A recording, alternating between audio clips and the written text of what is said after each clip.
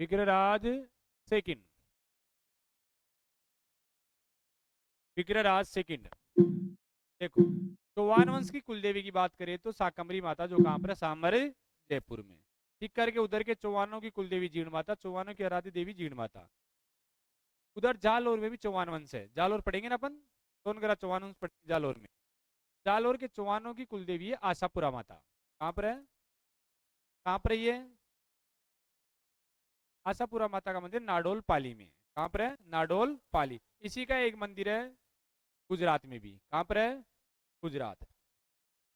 चलो, इसने आशापुरा माता के मंदिर का निर्माण करवाया, केवल इतना ध्यान रखना है। तो लिखो, इन्होंने बड़ौच गुजरात में। कहां पर है? बड़ौच। इन्होंने बड़ौच गुजरात में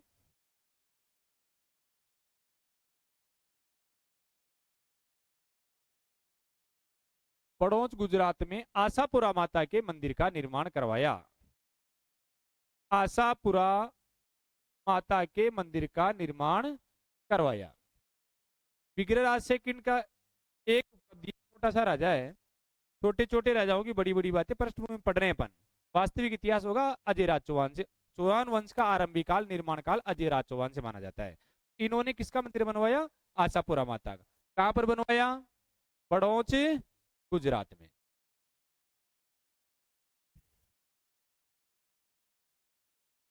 अगला राजा को पृथ्वीराज चौहान, नाम सुना है? कौन सा, क्या नाम सुना है? क्या किया इसने? प्रसिद्ध जो शासकों, आज मेरा पृथ्वीराज चौहान मोहम्मद गोरी के साथ जो युद्ध लड़ता है, तराइन का प्रथम द्वितीय युद्ध, वो नहीं है ये पृथ्वीराज चौहान प्रथम है, वो तृतीय है। ये पृथ्वीराज चौहान कौन सा है? पहला। वो कौन सा था? तीसरा। इसका क्या योगदान है इतिहास में, क्या किया इसने? समझो इसको ध्यान से। पृथ्वीराज चौहान प्रथम ने क्या किया, जब राजधानी पुष्कर थी, सबसे पहली राजधानी अहि छतरपुर वासुदेव ने बनाई, पुष्कर चंद्रराज लेकर के आया राजधानी, पुष्कर में अभी ये राजा है। और उसी समय पुष्कर में चालुक्यों ने क्या किया, आक्रमण कर दिया, लूटपाट करने के लिए आए। और पुष्कर में जो ब्राह्मण थे, उन ब्राह्मणों को लूटने के लिए आए चालुक्य। कौन आए? चालुक्य। और इन्होंने क्या किया, 700 चालुक्यों को, कितने चालुक्यों को? 700 चालुक्यों को मौत के घाट उतार दिया। कितने चालुक्य? 700 चालुक्यों को क्या किया? मौत के घाट उतार दिया। 700 चालुक्यों की क्या कर दी? मृत्यु कर दी, उनकी मार दिया। अब 700 चालुक्यों को मारा तो उपाधि धारण कर ली। अब मारने से उपाधि धारण कर दिया, लेकिन मारा इसलिए, उपाधि धारण इसलिए की क्योंकि वो किसको लूटने आए थे? ब्राह्मणों को। इन्होंने किसकी रक्षा की? ब्राह्मणों की। पुष्कर में हजारों मंदिर है, वहां पर ब्राह्मण है, उन ब्राह्मणों की रक्षा करने वाला कौन है? पृथ्वीराज चौहान प्रथम। कितने चालुक्यों को मारा? और एक उपाधि धारण की, उपाधि ध्यान रखनी है आपको, थोड़ी बड़ी उपाधि, परम भट्टाचार्य। कौन सी उपाधि है? परम भट्टाचार्य महाराजा। परम भट्टाचार्य महाराजा दी राजेश्वर, सॉरी महाराजा धीराज, महाराजा धीराज ही करना है इसको, कभी कभी मिटता कभी नहीं मिटता। महाराजा धीराज परमेश्वर, उपाधि कौन सी? परम भट्टाचार्य महाराजा धीराज परमेश्वर। महाराजा धीराज परमेश्वर, बोलो एक बार। परम भट्टाचार्य महाराजा धीराज परमेश्वर, दोबारा बोले एक साथ। परम भट्टाचार्य महाराजा धीराज परमेश्वर। ये उपाधि किसने धारण की? बहुत बड़ी उपाधि है, एक बिना देखे बोलो एक बार। याद हो गई ना? ये उपाधि धारण करने वाला राजा कौन है? पृथ्वीराज चौहान। और इन्होंने 700 चालुक्यों को जो मौत के घाट उतारा, वो कब उतारा? 1105 में। लिखो, 1105 ईस्वी में, 1105 ईस्वी में 700 चालुक्यों को मौत के घाट उतारा। 700 चालुक्यों को मौत के घाट उतारा जो पुष्कर में ब्राह्मणों को लूटने आए थे। 700 चालुक्यों को मौत के घाट उतारा जो पुष्कर में ब्राह्मणों को लूटने आए थे। पुष्कर में किसको लूटने आए? ब्राह्मणों को। कितने चालुक्यों को मारा? 700 को।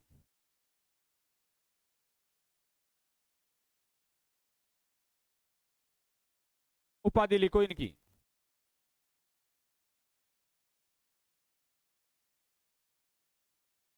उपाधि तो बढ़िए, परम भट्टाचार्य महाराजाधिराज परमेश्वर। ये पुष्कर का अंतिम शासक है। इसके बाद में जो राजा बनेगा वो कहां का बनेगा? अब अजमेर का। प्रारंभ यहां से होगा चौहान वंश का। परम भट्टाचार्य महाराजा धीराज परमेश्वर। महाराजा धीराज परमेश्वर।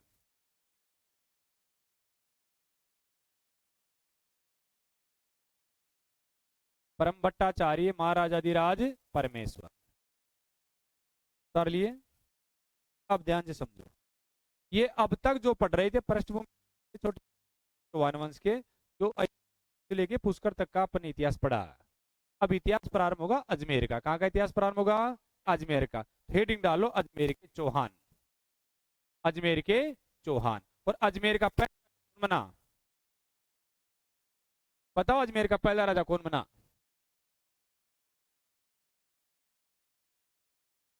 अजमेर के चौहान। लिखना बंद करो, सबका ध्यान बोर्ड पे। देखो इधर, अजमेर की बात करें, अजमेर शहर बसाया। अजमेर में चौहान वंश की राजधानी बनाई। अजमेर में दुर्ग बनाया। किसने बनाया? अजयराज ने। किसने? अजयराज ने। अजयराज। चौहान वंश पढ़ रहे हैं सबके आगे क्या लग जाएगा? चौहान। पूरा नाम क्या हो जाएगा? अजयराज चौहान।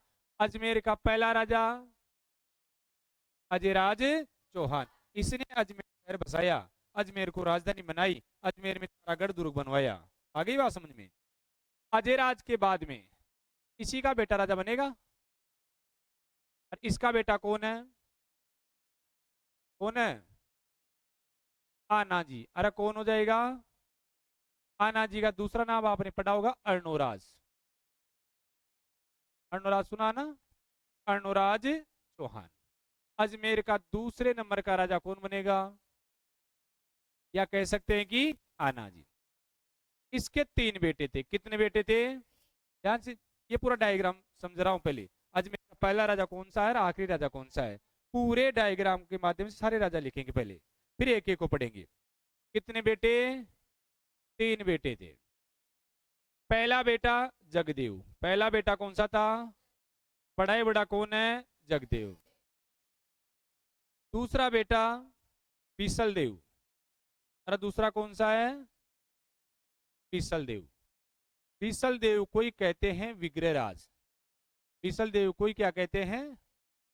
विग्रहराज चतुर्थ। और तीसरा बेटा सोमेश्वर। तीसरा बेटा कौन सा है? सोमेश्वर। कितने बेटे हैं? 3। अजमेर का पहला राजा का बेटा दूसरा राजा कौन? अर्णोराज। इसके कितने बेटे? ध्यान से समझो, जगदेव ने किसकी हत्या कर दी? अर्णोराज की। अरे क्या कर दी? हत्या कर दी। अपने बाप को मार दिया। और अजमेर का तीसरे नंबर का राजा कौन बना? समझ में आ रही है बात?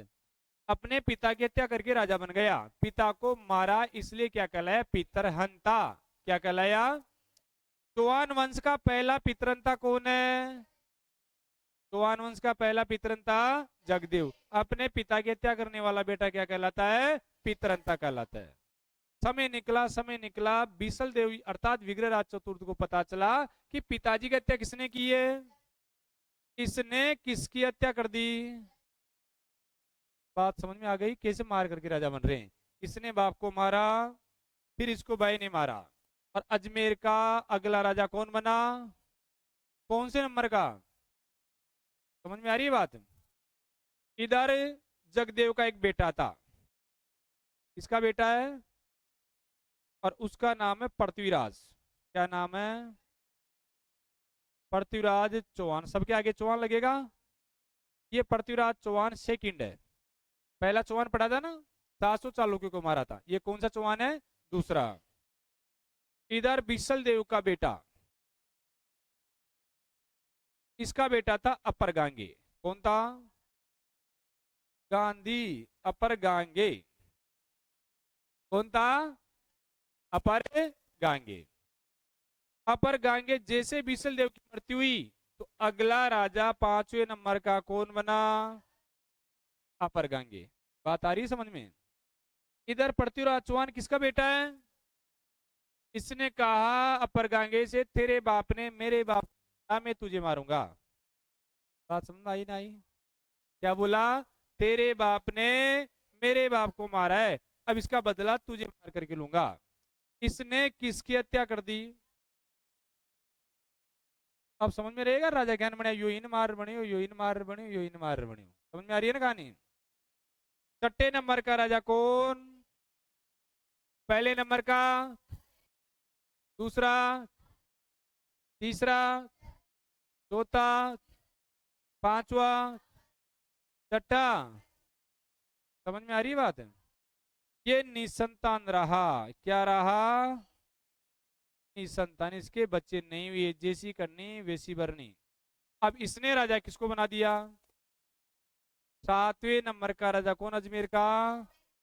सोमेश्वर चौहान। देखो प्रकृति का सिस्टम देखो आप, इसके तीन बेटे तीनों राजा बने। तब बने कि नहीं बने? ये भी बना, ये भी बना और ये भी बना। इसके कितने बेटे? दो। और इसके कितने बेटे थे? एक का नाम पृथ्वीराज चौहान। एक कौन था? पृथ्वीराज चौहान। ये कौन सा होगा? थर्ड तृतीय प्रसिद्ध होगा ये। एक होगा हरिराज। अरे कौन? सोमेश्वर की मृत्यु के बाद में अजमेर का 8वें नंबर का राजा कौन बना? पृथ्वीराज चौहान।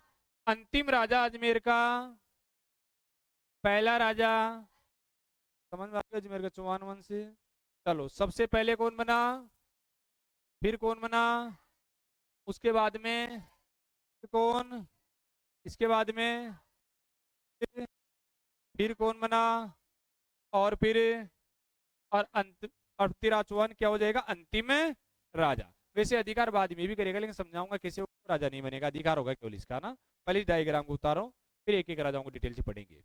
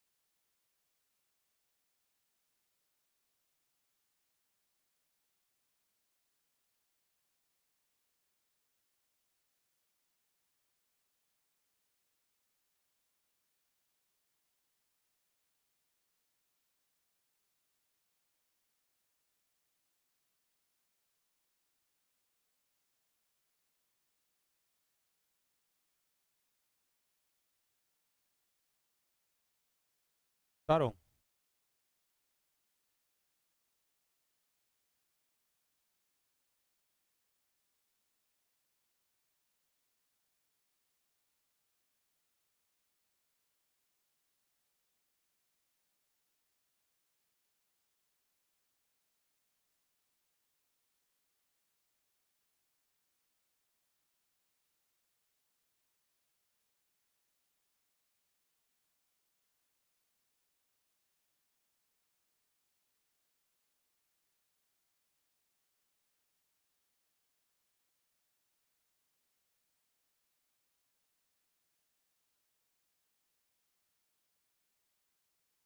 उतार लिया तारो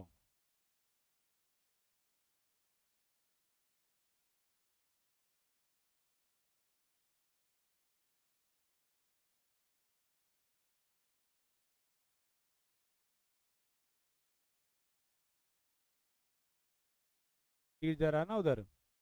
पृथ्वीराज चौहान ने किसकी हत्या कर दी? अपरगा की। किसलदेव ने किसकी हत्या कर दी? जगदेव की। जगदेव ने किसकी हत्या कर दी? अर्णोराज की।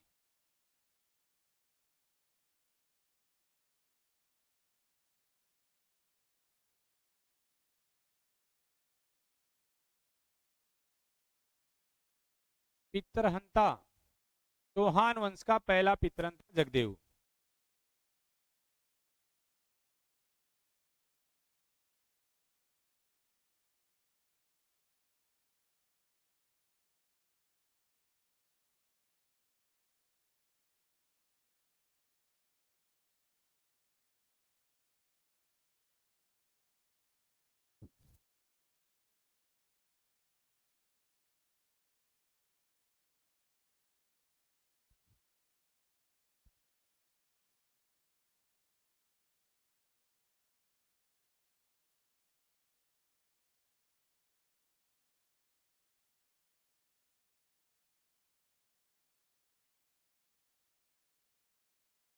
चलो आगे चले। पहला राजा कौन सा था? अजयराज चौहान। देखो सभी अजयराज चौहान।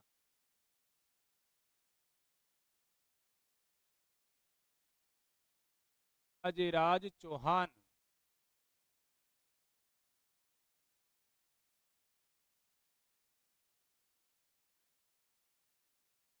अजयराज चौहान।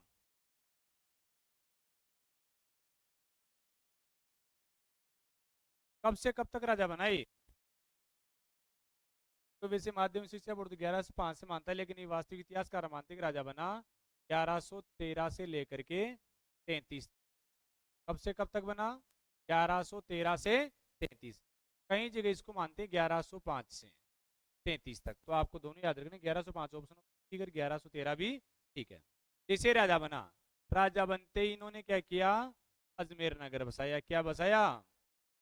अजमेर नगर बसाया। और फिर क्या किया? अजमेर को क्या की इसने? राजधानी बनाई।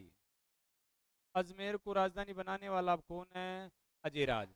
अब राजधानी छतरपुर से पुष्कर, पुष्कर से कहां पहुंच गई?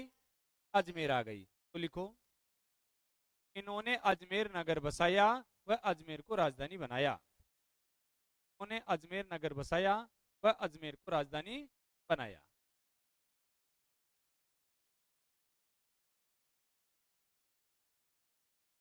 अजमेर नगर बसाया व अजमेर को राजधानी बनाया।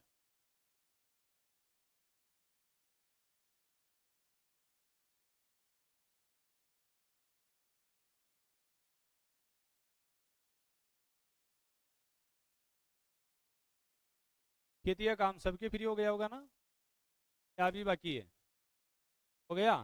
पढ़ाई के अलावा कोई काम नहीं है। 24 घंटे घर पे तो पढ़ने का काम रहेगा ना। अब खेती का तो काम है ही नहीं।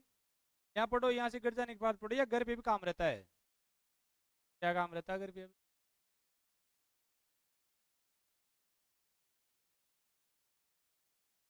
घर वालों से, घर वाले से कहो भाई अब आप 2 महीने आप ही काम करो, 2 महीने बाद में फिर जैसे खेती आएगी हम काम करवा देंगे। तो ऐसे बोलो छुट्टियां लग रही है तो लग रही है, लेकिन अभी हमारी छुट्टियां नहीं है, हम पढ़ रहे हैं। 2 महीने बाद में एग्जाम है, तो छुट्टियों से स्कूली शिक्षा से ज्यादा महत्व इनका। अरे 12वीं में तो आपकी 2%, 5% कम भी बन जाए तो चल जाएगा, 80 की जगह 70 बन जाए, 60 बन जाए,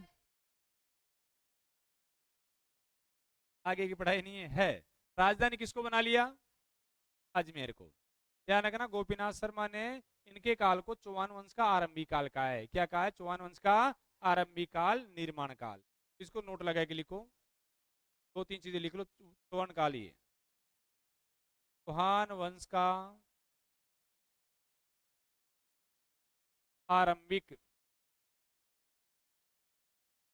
चौहान वंश का आरंभिक काल, या कह सकते हैं चौहान वंश का निर्माण काल। और इनको सब चौहान वंश का निर्माण काल या आरंभिक काल, क्या ज्ञान से लिखेंगे किस किन के काल को कहते हैं? चौहान वंश का सवर्ण काल, चौहान वंश का सवर्ण काल, चौहान वंश का शून्य काल।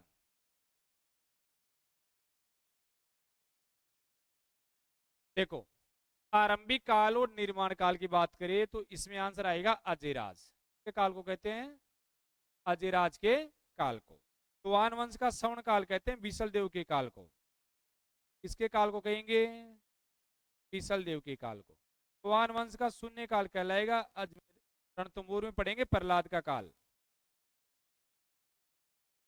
तारो इनको, का आरंभिक काल, निर्माण काल अजयराज चौहान का काल, चौहान वंश का सवर्ण काल बीसल देव का काल, चौहान वंश का शून्य काल प्रहलाद का काल। प्रोग्रेस 0, कुछ नहीं किया। क्या हुआ?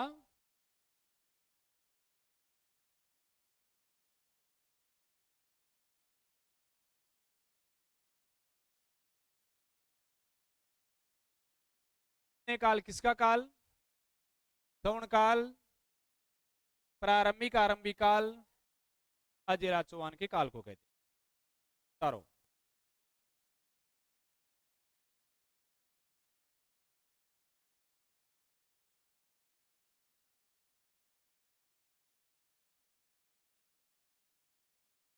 क्या?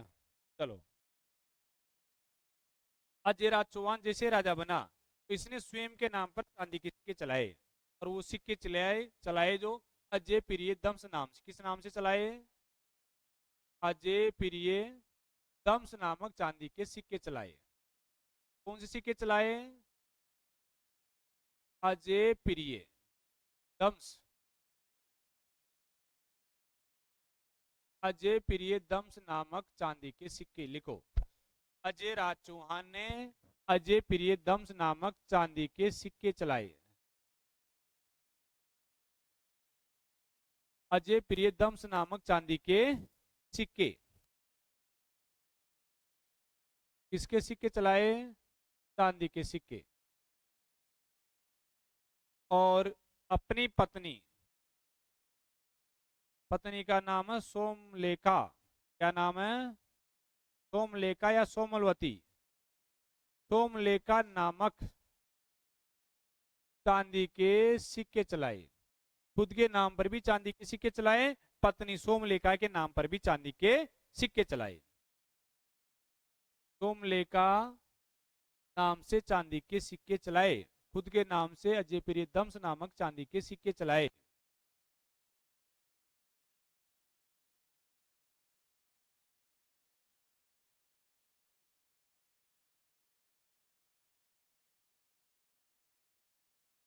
सोमलेखा, पत्नी सोमलेखा के नाम से भी चांदी के सिक्के चलाए, पत्नी सोमलेखा के नाम से चांदी के सिक्के चलाए।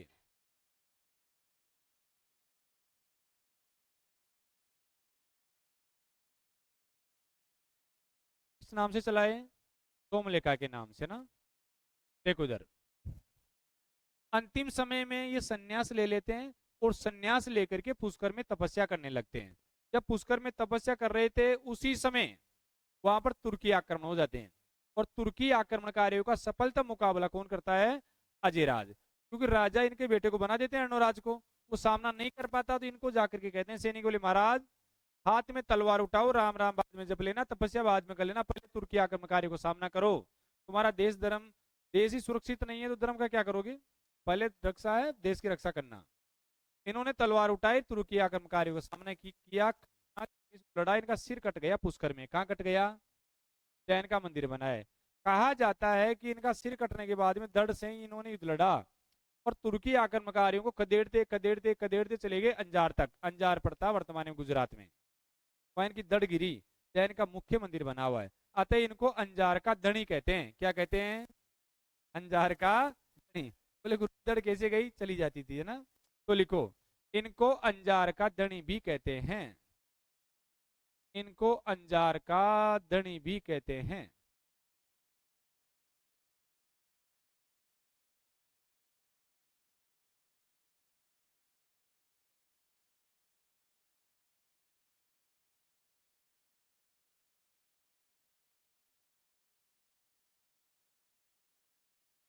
देखो, तुर्की आक्रमणकारियों को, तुर्की आक्रमणकारियों को, तुर्की आक्रमणकारियों को खदेड़ते हुए वीरगति को प्राप्त हुए। तुर्की आक्रमणकारियों को खदेड़ते हुए वीरगति को प्राप्त हुए। किसको खदेड़ते हुए? तुर्की आक्रमणकारियों को। तुर्की आक्रमणकारियों को खदेड़ते हुए वीरगति को प्राप्त हुए।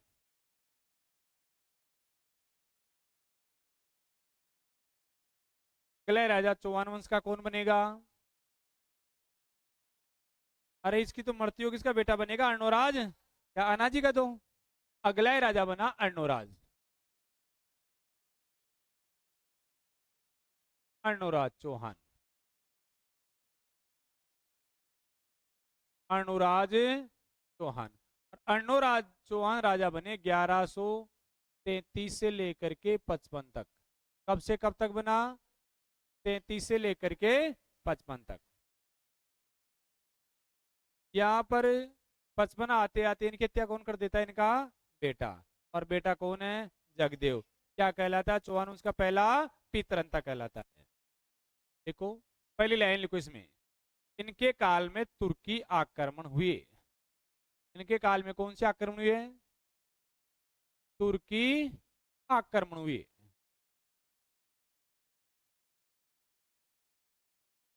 इन्होंने क्या किया? अजमेर में आनासागर झील का निर्माण करवाया। इनके काल में तुर्की आक्रमण हुए। तुर्की आक्रमण हुए। इन्होंने अजमेर में आनासागर झील का निर्माण करवाया। आनासागर झील का निर्माण करवाया। इन्होंने अजमेर में आनासागर झील का क्या करवाया? निर्माण करवाया। कौन सी झील का निर्माण करवाया? आनासागर झील का। ये जो आनासागर झील है, या आनासागर झील चंद्रावती नदी के जल को रोक कर किसका निर्माण करवाया था? कौन सी नदी को? चंद्रावती नदी के जल को रोककर, चंद्रावती नदी के जल को रोककर क्या करवाया? इसका निर्माण। इन्होंने अजमेर में आनासागर झील का निर्माण करवाया चंद्रावती नदी के जल को रोककर। वर्तमान में इस झील में बांडी नदी का जल गिरता है। कौन सी नदी का? बांडी नदी का जल गिरता है।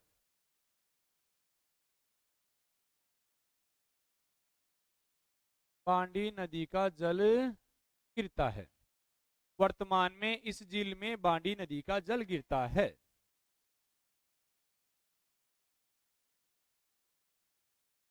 ध्यान से समझो, वर्तमान में कौन सी नदी का जल गिरता है? बांडी। पहले कौन सी नदी के जल को रोक करके करवाया गया?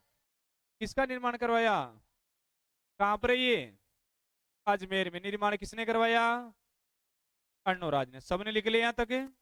ये जो आनासागर झील अजमेर में, इस झील के किनारे जहांगीर ने, किसने? जहांगीर ने। इस झील के किनारे जहांगीर ने दौलत बाग बनवाया। क्या बनवाया?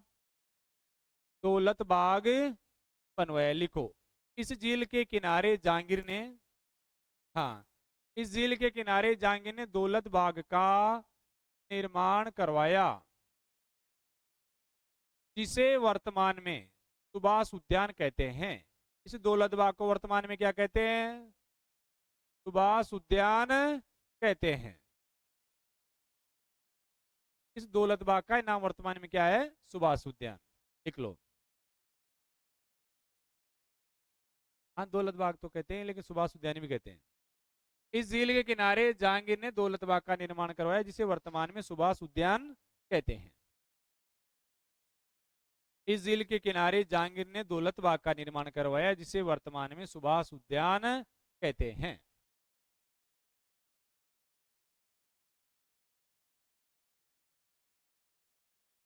लिए देखो, इस झील के किनारे शाहजहां ने, एग्जाम में क्वेश्चन बनता है यहां से, शाहजहां ने संगमरमर की 12 दरी का निर्माण करवाया।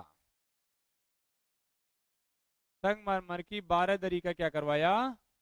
निर्माण करवाया। इस झील के किनारे शाहजहां ने संगमरमर की 12 दरी का निर्माण करवाया। कौन सी दरी बनवाई? 12 दरी। तो 12 दरी कहा जाता है। ये छतरियां हैं। वास्तविक बात यह है कि इन छतरियों की संख्या 5 है। छतरियों की संख्या कितनी है? 5 छतरियां हैं ये 12 दरी के नाम से। ऐसा नहीं 12 दरी को दरी बनवाई 12, ऐसा नहीं है, बचाने की दरी नहीं, छतरियां बनवाई। और छतरियां भी 12 नहीं है, वो भी कितनी है, लेकिन उनको किस नाम से जाना गया? 12 दरी। आ गई बात समझ में? ये 12 दरी का निर्माण आना सागर झील के किनारे किसने करवाया? शाहजहां ने करवाया। सब कुछ समझ में आ रहा है? लिखो। अर्णोराज ने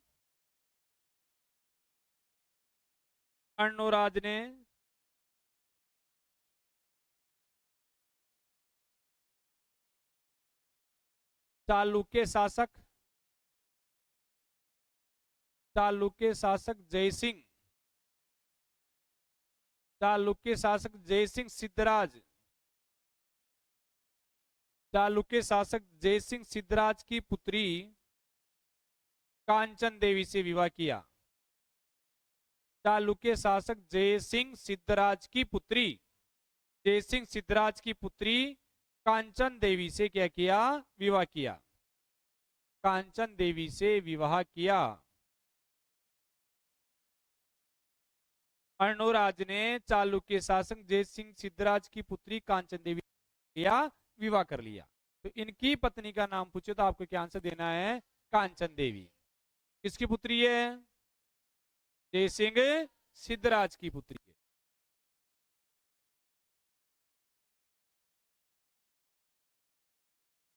अब लिखो अर्णोराज के दरबारी विद्वान। अर्णोराज के दरबारी विद्वान।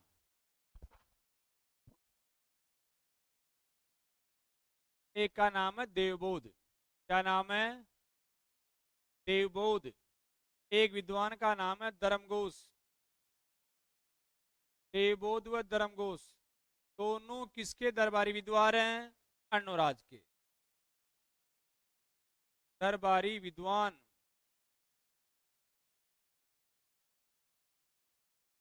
दरबारी विद्वान।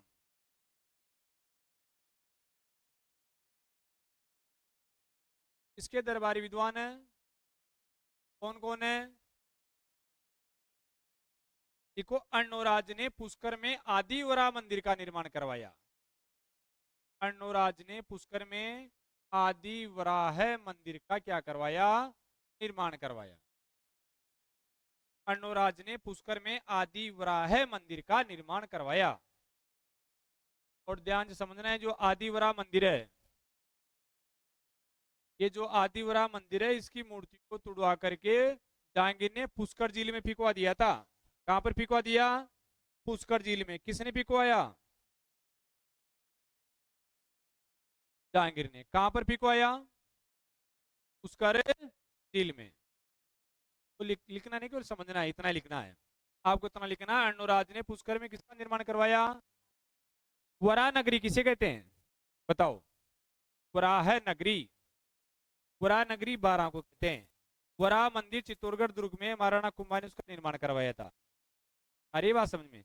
आदि वराह मंदिर पुष्कर में। तो वराह की उपाधि किसने धारण की थी? प्रत्यार शासक मिहिर भोज ने। कौन सी उपाधि धारण कर रखी थी? आदि वराह की। चलो, ये कौन सा राजा हुआ? अर्णोराज। अर्णोराज की हत्या किसने कर दी? क्या कहलाता है? पितरंधा। तो इस लाइन को लिखो, जगदेव जगदेव ने अपने पिता अर्णोराज की हत्या कर दी थी।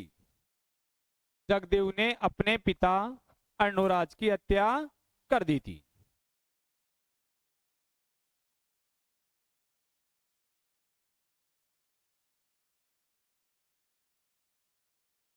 अपने पिता अर्णोराज की हत्या कर दी थी। पहला राजा बना अजयराज। उसके बाद में कौन बना? अर्णोराज के तीन बेटे। पहले बेटे, बड़े बड़े बेटे ने अर्णोराज की क्या कर दी? हत्या कर दी। अब राजा कौन बनेगा? जगदेव। अरे कौन बनेगा? जगदेव राजा बना 1155 से लेकर के 58 तक। कब से कब तक बना? 55 से लेकर के 58 तक। और जगदेव कहलाता है चौहान वंश का पहला पितरंता। क्या कहलाता है? चौहान वंश का पहला पितरहंता। लिख लो, इसको उतार लो। चौहान वंश का पहला पितरंता लिखो, चौहान वंश का पहला पितरंता।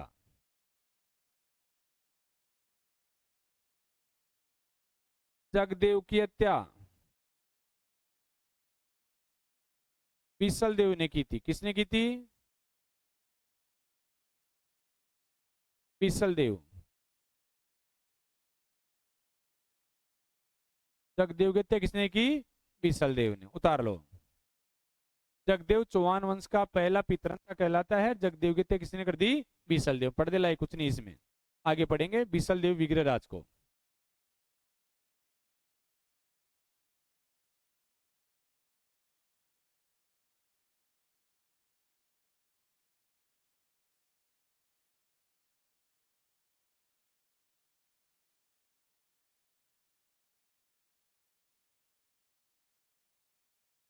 जगदेव के बाद में कौन बनेगा राजा? जिसका दूसरा क्या नाम है? इसको ध्यान से पढ़ना, क्वेश्चन आता। दो ही राजा प्रमुख है अजमेर के, विग्रहराज और पृथ्वीराज चौहान। दो डिटेल से पढ़ेंगे। क्या नाम है इसका? विग्रहराज। बहुत अच्छा कविता ये, विग्रहराज चतुर्थ, या इसी को क्या कह सकते हैं? बिसल देव चौहान। कब से कब तक राजा बना ये?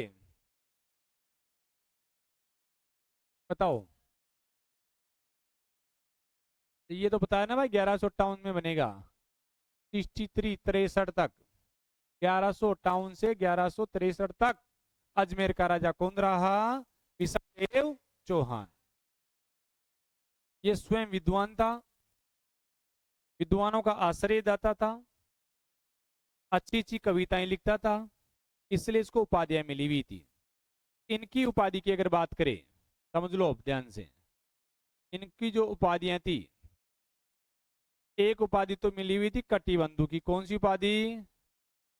कटिबंधु उपाधियां धारण कर रखी थी। दूसरी उपाधि कवि बांधव। दूसरी कौन सी? कवि बांधव। दोनों उपाधियां किसकी? क्योंकि ये क्या था? स्वयं कवि था, विद्वान था, विद्वानों का आश्रय जाता था, अच्छी अच्छी कविताएं लिखता था। ऐसी कविताएं जिनको पढ़ने पर ऐसा लगता है जैसे कोई शायरियां हो। 4 पंक्तियों की शायरियां, कविताओं के माध्यम से जो शायरियां लिखी, वो कितने पंक्तियों की लिखी? प्रत्येक शायरी में, प्रत्येक कविता की जो पंक्तियां थी वो कितनी थी? 4। शायरिया टाइप की अच्छी अच्छी कविताएं कौन लिखता? विग्रहराज चतुर्थ। इसी को क्या कहते हैं? उसने मेरे गीतों को अपने लहजे में गा लिया होगा, इस टाइप की लिखता था ये। उसने मेरे गीतों को अपने लहजे में गा लिया होगा, उसने मेरी तरह दर्द को छुपा लिया होगा, क्या हाल हुआ होगा उसका जब उसने गुस्से में मेरे खत को चबा लिया होगा। जैसे वो शायरियां होती है ना, 4 4 लाइनों की, वो कौन लिखता? अरे कौन लिखता? विग्रहराज चतुर्थ। क्यों? हर शायरी में कितनी लाइन होनी चाहिए, लेकिन कितनी होनी चाहिए? 4। क्यों मेरा दिल जलाती हो, क्यों मौसम की तरह बदल जाती हो, ये सुन करके मेरी रूह तो कांप जाती है कि तुम बर्तन मांजने के साबुन से नहाती हो। समझ में आ गया क्या? ऐसी चार चार पंक्तियों वाली शायरियां कौन लिखता? इसलिए क्या हो गया, विद्वान हो गया, कवि हो गया, कवियों का आश्रयदाता था। 5 साल में बहुत ज्यादा निर्माण करवा दिया, निर्माता भी था। बहुत ज्यादा बिल्डिंगे, अपने साम्राज्य का विस्तार किया। आप सोचो, संस्कृत पाठशाला बनवाया अजमेर में, बिसलपुर बांध बनवाया, अच्छी अच्छी कविताएं लिखी, हरि के लिए नाटक लिखा, अपने साम्राज्य का विस्तार दिल्ली तक किया। दिल्ली के तोमर वंश के राजाओं को पराजित करके वहां पर अपनी राजधानी बनाई। तो अजमेर से दिल्ली तक साम्राज्य बढ़ाया। इसलिए इसका काल क्या कहलाता है? चौहान वंश का श्रवण काल कहलाता है। तो चौहान वंश का श्रवण काल किसका काल? राजा मात्र 5 साल ही रहा ना, 58 से 63 तक ही राजा रहा। कितने साल राजा रहा? 5 साल। कम समय में इतने बहुत ज्यादा उपलब्धियां हासिल कर लिया ना। तो लिखो, ये विद्वान था, कविता, ये विद्वान था, कविता, विद्वानों का आश्रयदाता था। ये विद्वान था, कविता, विद्वानों का आश्रयदाता था।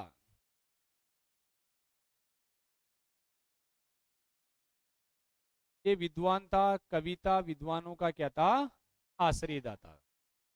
कौन था? बिसलदेव चौहान। लिखो उपाधियां, कटी बंधु, कवि बांधव, दोनों को लिख लो। लिख लिया उपाधियां? उतार लो। कटी बंधु, कवि बांधव। इसने नाटक भी लिखा। क्या लिखा? और कौन सा नाटक लिखा? हरि के लिए। कौन सी कविता लिखी? हरि के लिए। नाटक एक कविता ही थी। नाटक, एक तो नाटक करना हो गया, एक नाटक लिखना हो गया। तो कौन सा नाटक लिखा? हरि के लिए। कविता कह सकते, नाटक कह सकते, कौन सी थी? हरि के लिए। अब ध्यान से समझो, जो हरि के लिए लिखा, कौन सी भाषा में लिखा था? संस्कृत भाषा में लिखा था। कौन सी भाषा में? संस्कृत। किस पर आधारित लिखा ये लिखा था 12वीं इतिहासकार हुआ है, 12वीं के ग्रंथ। किसके ग्रंथ पर आधारित है? 12वीं के ग्रंथ किरातार्जुनीयम पर आधारित है। किरातार्जुनीयम, किरातार्जुनीयम पर क्या है? आधारित। 12वीं के ग्रंथ किरातार्जुनीयम पर आधारित है। इस पर आधारित है किरातार्जुनीयम। किरात, आपने महाभारत देखा होगा। भगवान शिव जी की तपस्या करता है अर्जुन, करता है क्या? दिव्यास्त्रों के लिए शिव जी प्रकट होते हैं। शिव जी एक किरात का रूप धारण करते हैं, शिकारी का, और शिकार करते हैं सुअर का। उसी समय तीर चलाता है अर्जुन। दोनों में कहा सुनी होती है, तब दोनों में युद्ध होता है, तो शिव जी हारते नहीं। तो अर्जुन ने कहा कि आप भगवान शिव हो, पहचान जाता। तो वो जो कहानी थी, वो पूरी कहानी किस पर आधारित है? किरातार्जुनीय में। अरे बात समझ में? तो शिकारियों की कहानी। और यही इसी कहानी पर आधारित हरि के लिए नाटक किसने लिखा? विसल देव ने या विग्रहराज चतुर्थ ने। किस पर आधारित है? 12वीं के ग्रंथ किरातार्जुनीयम पर आधारित। और अपन आगे बढ़ेंगे। आप बीएसटीसी की पढ़ रहे हो, बीएसटी की तैयारी करो, बीएसटीसी के लिए काफी इतनी चीजें। लेकिन आप जब आगे बढ़ोगे और अगर गहन अध्ययन कर सकते हैं, तो अपन कह सकते हैं कि हरि के लिए नाटक का प्रथम भाग किस पर अंकित है? बताओ, इसका पहला भाग किस पर अंकित है? राजा राम मोहन राय के स्मारक पर। किस पर अंकित है? राजा राम मोहन राय के स्मारक पर। इसका अंतिम भाग किस पर अंकित है? राजा राम मोहन राय का स्मारक कहां पर है पहले तो बताओ। तो कौन है? राजा राम मोहन राय का स्मारक है ब्रिस्टल इंग्लैंड में। कहां पर है? ब्रिस्टल इंग्लैंड में। अंतिम भाग 2.5 दिन का जोपड़ा जो अजमेर में है। अंतिम भाग कहां अंकित है? 2.5 दिन के जोपड़े जो कहां पर है? अजमेर में। यहां तक समझ में आ गया? ठीक है, लिखो क्या? प्रथम भाग, अंतिम भाग लिखो। हरि के लिए नाटक का प्रथम भाग, हरि के लिए नाटक का प्रथम भाग राजा राम मोहन राय, राजा राम मोहन राय के स्मारक पर अंकित है, स्मारक पर अंकित है। और इनका जो स्मारक है वो स्मारक कहां पर है? Bristol, England.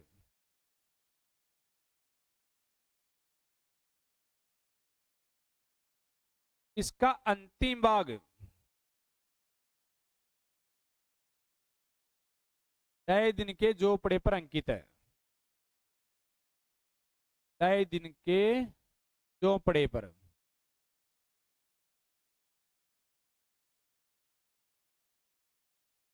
ढाई दिन के झोपड़े पर अंकित है। इसका अंतिम भाग 2.5 दिन के झोपड़े पर अंकित है। प्रथम भाग किस पर अंकित है? अंतिम भाग 2.5 दिन के झोपड़े पर अंकित है। हाँ कर बता। अंतिम भाग 2.5 दिन के झोपड़े पर अंकित है। 2.5 दिन का झोपड़ा 2.5 दिन के झोपड़े पर अंकित है। किस पर अंकित है? किसने बनवाया? 2.5 दिन को झोपड़ो, 2.5 दिन का झोपड़ा किसने बनवाया? नहीं पढ़ा कभी 2.5 दिन के झोपड़े के बारे में? 10वीं 12वीं में किताब में आयो आया था, भूल गया? कुतुबुद्दीन ऐबक पाठशाला तुड़वा करके बनाता है और संस्कृत पाठशाला यही विग्रहराज बनवाता है। लिखेंगे आगे। चलो आगे चले। क्या बीसल देव ने और क्या बनवाया? लिखो बीसल देव ने बिसलपुर बांध का निर्माण करवाया। बीसल देव ने बिसलपुर बांध का निर्माण करवाया।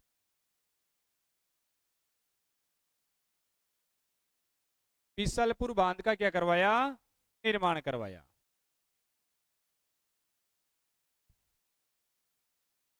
बिसलपुर बांध का निर्माण करवाया। इन्होंने अजमेर में सरस्वती कंटाभरण, सरस्वती कंटाभरण संस्कृत पाठशाला का निर्माण करवाया। सरस्वती कंटाभरण संस्कृत पाठशाला का निर्माण करवाया। किसका निर्माण करवाया? कंटाभरण संस्कृत पाठशाला का निर्माण करवाया। ये जो सरस्वती कंटाभरण पाठशाला है अजमेर में, इसको 1199 ईस्वी में तुड़वाकर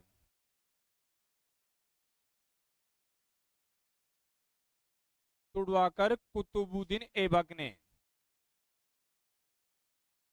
2.5 दिन का झोंपड़ा बनवाया। 2.5 दिन का झोंपड़ा बनवाया। कुतुबुद्दीन ऐबक इस संस्कृत पाठशाला को 1199 ईस्वी में तुड़वाकर कुतुबुद्दीन ऐबक ने 2.5 दिन का झोंपड़ा बनवाया। कुतुबुद्दीन ऐबक ने 2.5 दिन का झोंपड़ा बनवाया।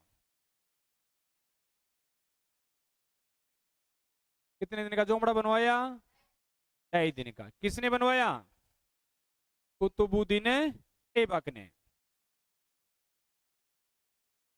2.5 दिन में बना था क्या? देखो ध्यान से समझो। 2.5 दिन में बना था, इसलिए 2.5 दिन का झोंपड़ा कहते हैं।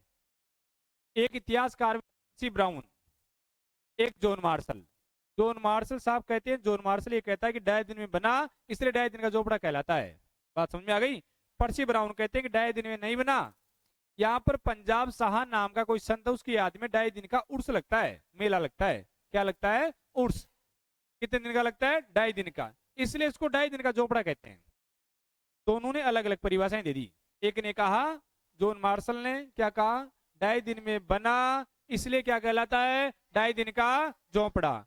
पर्सी ब्राउन क्या कहते हैं कि ढाई दिन का उर्स लगता है पंजाब शाह नामक संत की याद में, इसलिए क्या कहलाता है, ढाई दिन का झोपड़ा। अब क्यों कहो जो समझ में आ गई होगी, जिसके अनुसार पूछेगा उसके अनुसार अपन आंसर देंगे। तो ढाई दिन का झोपड़ा किसने बनवाया, किसको तोड़ करके बनवाया, कंटाभरण पाठशाला को तोड़कर। ये सरस्वती कंटाभरण पाठशाला किसने बनवाई, बीसल देव ने। बात समझ में आ रही है। चलो, ये जो ढाई दिन का झोपड़ा है इसमें कितने कमबे हैं, लिख लो, ढाई दिन के झोपड़े में एक दो लाइन लिख लो। इसमें 16 कमबे हैं। अरे कितने कमबे हैं, 16 कमबे। इसकी डिजाइन अब्बू बकर, डिजाइनर कौन थे, अब्बू बकर। लेकिन इतना मत लिखो, आप तो काफी है आपके लिए इतना ही। कितने कमबे इसमें, देखो यह है राजस्थान की पहली अपूर्ण मस्जिद है, यह है राजस्थान की पहली अपूर्ण मस्जिद है। कहीं नहीं पढ़ाएंगे आपको इतना राजस्थान में, पीएचडी के बेच में नॉर्मली चीजें पूछी जाती है, नॉर्मली पढ़ाया जाता है। यह राजस्थान की पहली अपूर्ण मस्जिद है, पूर्ण नहीं है। यह है राजस्थान की पहली अपूर्ण मस्जिद है। मस्जिद, मस्जिद जानते हैं, जानते हैं, ठीक है। राजस्थान की पहली क्या है, अपूर्ण मस्जिद। हिस्ट्री और कल्चर, बीएचटीसी के जो सिलेबस है उसके अनुसार केवल क्वेश्चन लिखवाते हैं अधिकतर जगह, मैंने देखा है। 10-15 घंटे में या 20 क्लास में हिस्ट्री पूरी हो जाती है। आपके लगभग 50-60 क्लास होगी इतिहास की, अभी तो 2-2 घंटे चल रही है। जिससे 10-5 दिन बाद में अगले मंडे से तो ढाई घंटे से कम नहीं होगी क्लास। फिर 2.5 घंटे कल्चर होगी, 2.5 घंटे एक दिन छोड़ के एक दिन। बात समझ में आ रही है, एक दिन हिस्ट्री होगी एक दिन कल्चर होगी, 2.5-3 घंटे की होगी, तब जाके कोर्स होगा। मैं चाहता हूँ कि एक ही बार आपको इतना पढ़ा दे ताकि आगे आने वाले छोटे मोटे कोई एग्जाम हो तो आप फाइट कर सको, ये इनको पढ़ करके भी आप दे सकते हो एग्जाम, इससे बाहर कुछ नहीं आने वाला। फिर आगे जब रिट की सेकंड ग्रेड वगैरह की तैयारी करनी है बड़े बेचों में आओगे तो फिर वहां डिटेल से चलेगा थोड़ा। अभी इतना नहीं पढ़ा सकते क्योंकि समय कम है हमारे पास। बात समझ में आ रही है। बाकी इतना भी नहीं मिलेगा, आप उस जगह जाओगे तो आप देखना जा करके।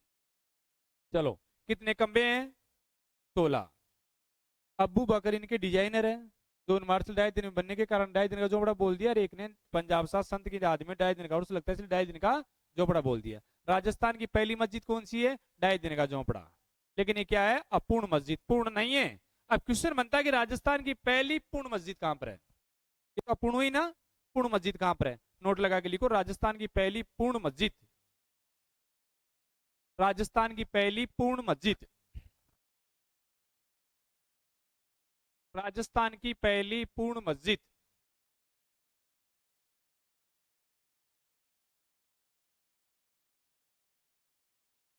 राजस्थान की पहली पूर्ण मस्जिद, और पहली पूर्ण मस्जिद देखो बयाना दुर्ग भरतपुर, बयाना दुर्ग भरतपुर। कहां पर है पहली पूर्ण मस्जिद, बयाना दुर्ग भरतपुर।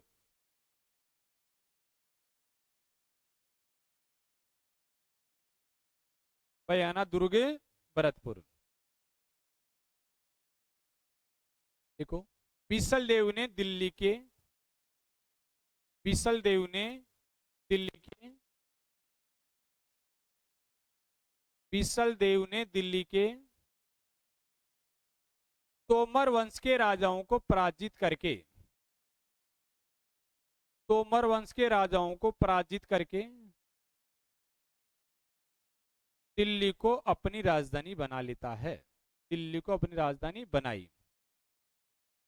तोमर वंश के राजाओं को पराजित करके दिल्ली को क्या बनाई, राजधानी।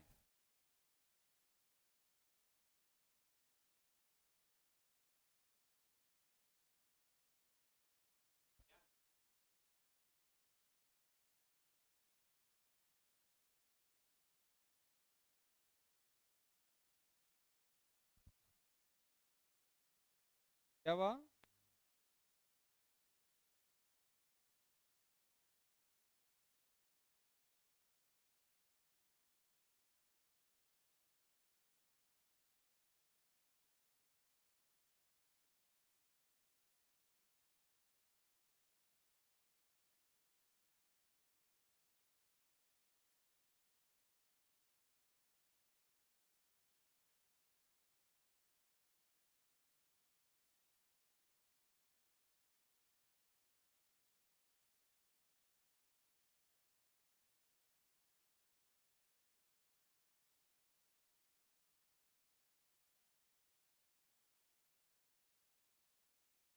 हैं 10 लाख।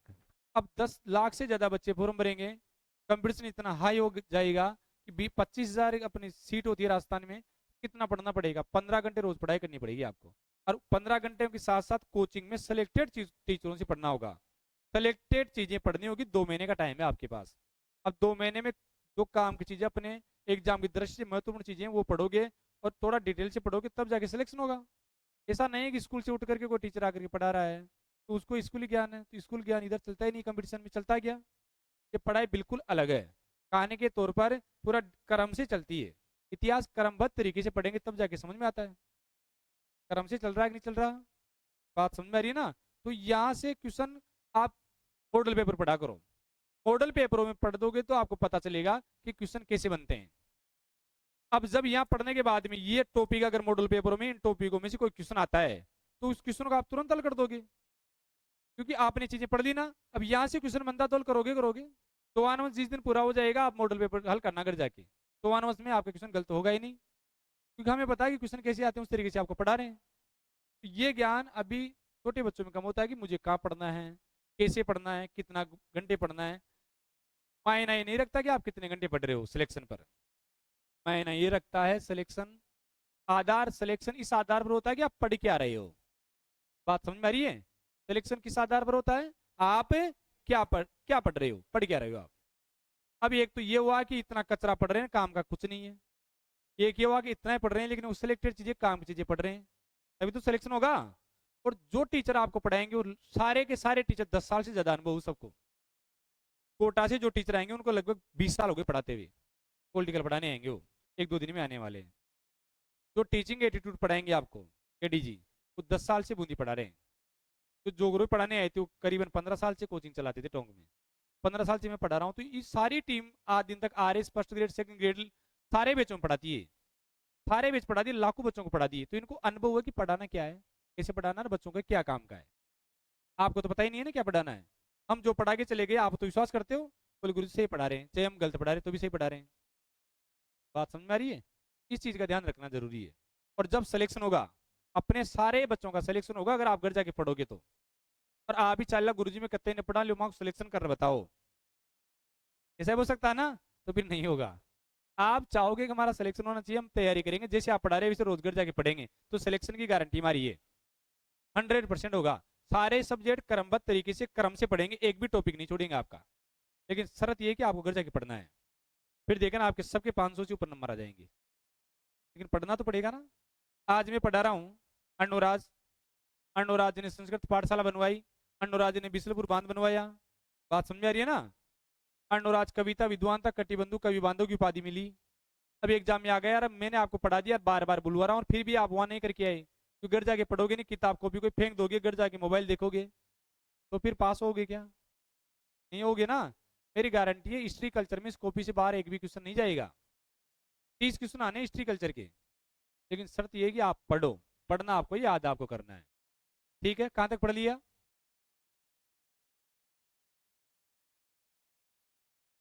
तोमर वंश के राजाओं को पराजित करके दिल्ली को क्या बना लेता अपनी राजधानी। चौहान वंश की पहली राजधानी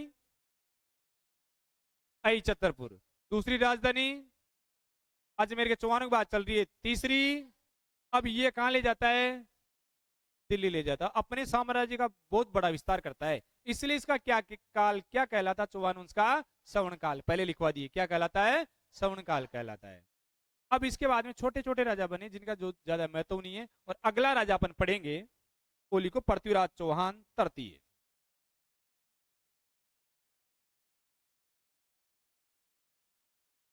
पृथ्वीराज चौहान तृतीय, पृथ्वीराज चौहान तृतीय। सबसे प्रसिद्ध शासक हुआ अजमेर का पृथ्वीराज चौहान।